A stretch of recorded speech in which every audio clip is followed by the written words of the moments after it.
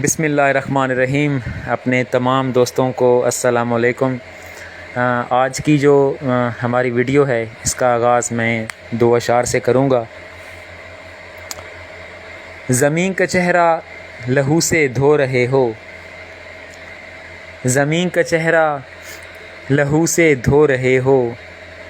محبت گولیوں سے بو رہے ہو، گماں تم کو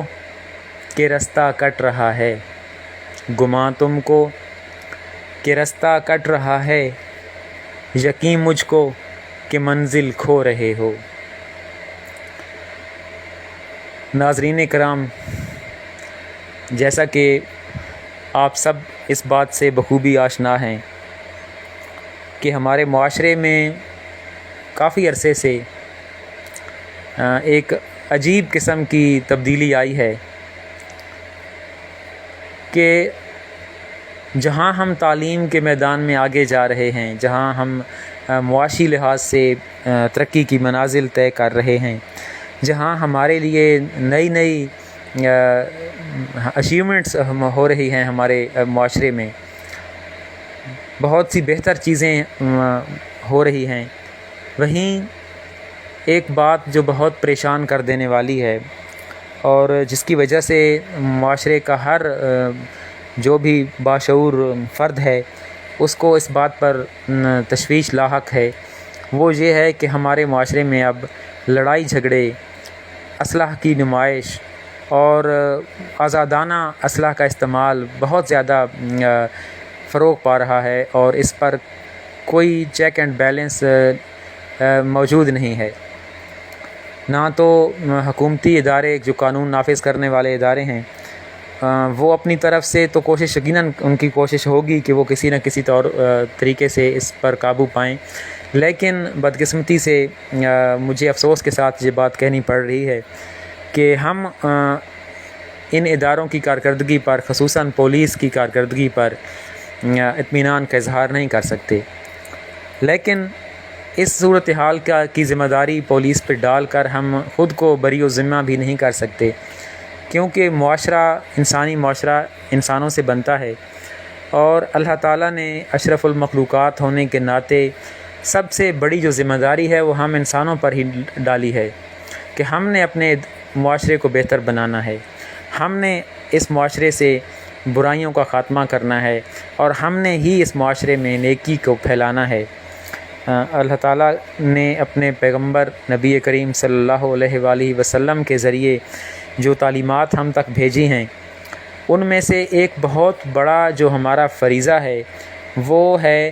کہ ہم جس معاشرے میں رہتے ہیں وہاں برائی کے خلاف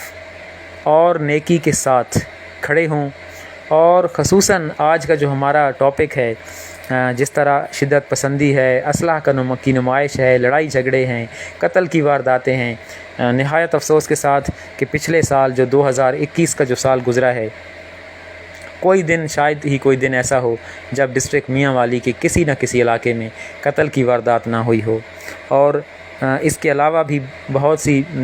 وارداتیں ایسی ہوتی ہیں جب کچھ زخمی ہوتے ہیں، کچھ لڑائی جھگڑے کی وجہ سے بعض اوقات ایسی صورتحال پیش آتی ہے کہ پورے قبیلے جو ہیں اس لڑائی میں ملوث ہو جاتے ہیں، اور ان کی وجہ سے پورے شہر کا امن و امان خراب ہوتا ہے۔ آج بھی ہم دیکھتے ہیں کہ ہمارے معاشرے میں یہ ایک اسلحہ ساتھ لے کے چلنا، اسلحے کی نمائش کرنا اور ہوائی فائرنگ کرنا، اس کو ایک فخر کی علامت سمجھا جاتا ہے، اس کو اچھا سمجھا جاتا ہے کہ اگر آپ کے پاس اسلحہ ہے اور آپ اس کو لے کے معاشرے میں گھوم پھر رہے ہیں، تو کچھ لوگ شاید سے ان کو یہ احساس ہوتا ہے کہ وہ اس طرح اپنے آپ کو طاقتور سمجھ رہے ہوتے ہیں، دوسروں سے بہتر سمجھ رہے ہوتے ہیں۔ تو ہماری یہ ایک عاجزانہ اپیل ہے تمام لوگوں سے، بالخصوص داؤد خیل کے تمام رہنے والوں سے، کہ خدا را آپ اس رویے کو تبدیل کرنے کی کوشش کریں، تھوڑا سا پیچھے جائیں تو حالانکہ اس وقت کے دور میں تعلیم اتنی عام نہیں تھی، ترقی اتنی زیادہ نہیں تھی، لیکن داؤد خیل کا معاشرہ اس لحاظ سے بہتر تھا کہ کافی حد تک لڑائی جھگڑے ختم ہو چکے تھے، اسلحہ کی نمائش اتنی عام نہیں تھی، اور ایک بہت اچھی بات یہ تھی کہ جو چھوٹے یہ کم سن بچے ہوتے تھے ان کے اوپر پورے محلے کے جتنے بھی بزرگ تھے جب بڑے تھے ان کا ایک کنٹرول ہوتا تھا، والدین کا ایک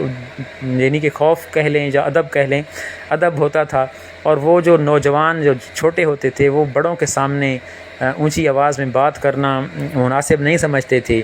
اگر کسی ہوٹل پہ کوئی بڑا بیٹھا ہے، بزرگ محلے کا بیٹھا ہے، کوئی بھی چاہے وہ رشتہ دار نہ بھی ہو، تو وہ اس محلے کا کوئی بھی چھوٹا بچہ، کم سن عمر کا بچہ اس ہوٹل پہ جا کے بیٹھنا وہ اس کے لیے مناسب نہیں سمجھتا تھا، اور اس کو اس بات میں شرم محسوس ہوتی تھی۔ لیکن افسوس کے ساتھ آج ہماری وہ جو ایک شرم تھی، شرم و حیا تھی، جو ادب و احترام تھا، وہ کافی حد تک کم ہو چکا ہے۔ اور اب ہم یہ دیکھتے ہیں کہ چھوٹے بچے جن کی عمریں بمشکل 10، 12، 14، 16 سال تک ہیں،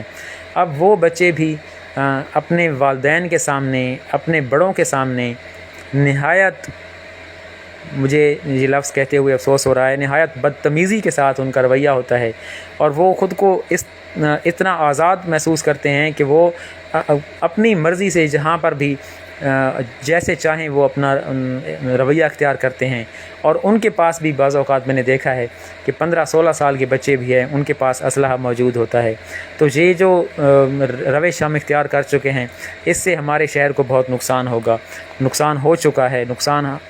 روزانہ کی بنیاد پہ نقصان ہو رہا ہے۔ ہم نے بہت سی لڑائیاں دیکھی ہیں، اور ان لڑائیوں کے نتیجے میں بہت قیمتی لوگ ہیں اس شہر کے جو کہ اپنی زندگیوں سے ہاتھ دھو بیٹھے۔ بہت شریف خاندان اور عزت والے خاندان تھے جن کو بہت مشکلات کا سامنا کرنا پڑا۔ تو میری دعا ہے کہ اللہ تعالیٰ داؤد خیل کو امن و امان کا شہر بنائے، اور ہم سب لوگوں کو آپس میں اتحاد کے ساتھ رہنے کی توفیق عطا فرمائے۔ آمین۔